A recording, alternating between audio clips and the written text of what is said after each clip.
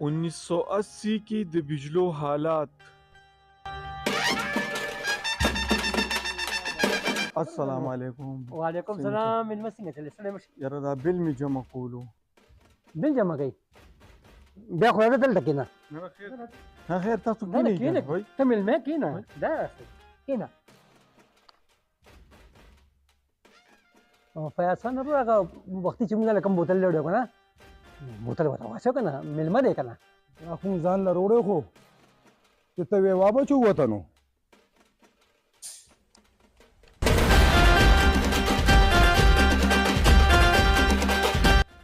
ولې مېلمه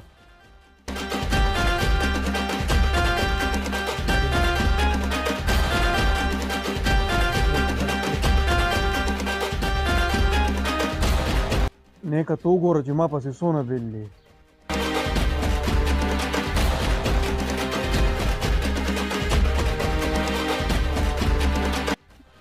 دې میاشتې کې راپسې بس 19 روپۍ راغلی نو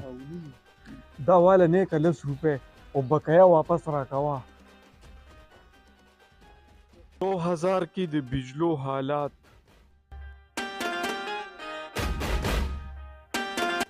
سلام علیکم. وعلیکم سلام. نو څه کې ځان خو راباندې مه ګزاره وکړه نه دې خوا مخکې راشه دې خوا مخکې راشه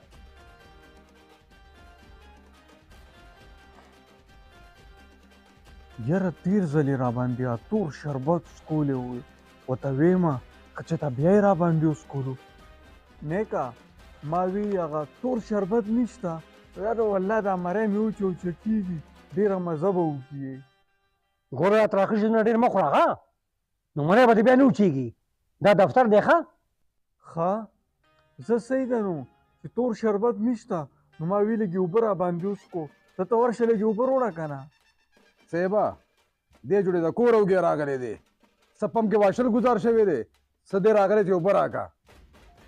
یاره خو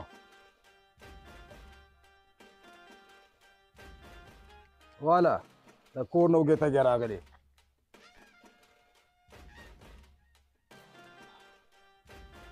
یاره والله ستاسو د روابډې اوبه خو ډېرې خوږې وي ډېره مزه یې وکړه ورشه یو غلام بله ذات کا ورشه ورشه دا غلام بند ښه دی ښه دا دفتر دی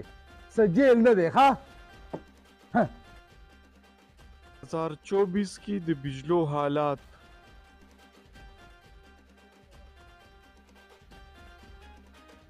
یا لکه نیکه دا په ما 1 لک روپۍ بل څنګه راغو نه خو ما کره ټي وي شته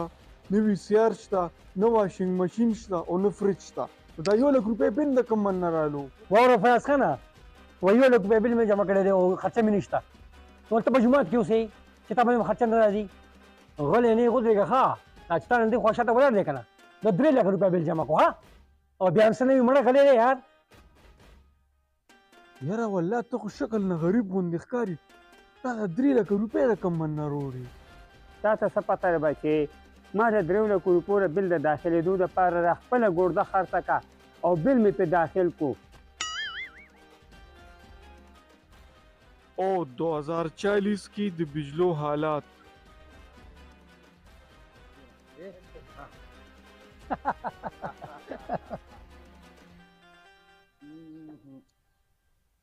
ډېره مزه یې وکړه ډېره مزه یې وکړه وایي باندې مفت شیخ خو ته په پته راسم مزې د سود مال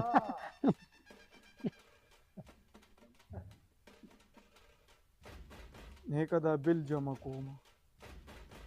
6 لک روپۍ بل دی راباندې بل لا نه جمع کړی څه به ویمه نو دا واله د کور کاغذونه او دا مې چیک بک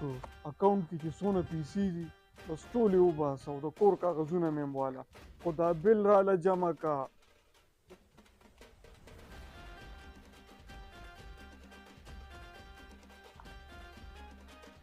نیکه څه راته لاندې باندې ګوري خو د ځمکې کاغذونه مې هم درکړو او چیک بک مې هم درکړو نور څه درکړمه ولې دا کپړې دي اوس ټیک شو اوس ټیک شو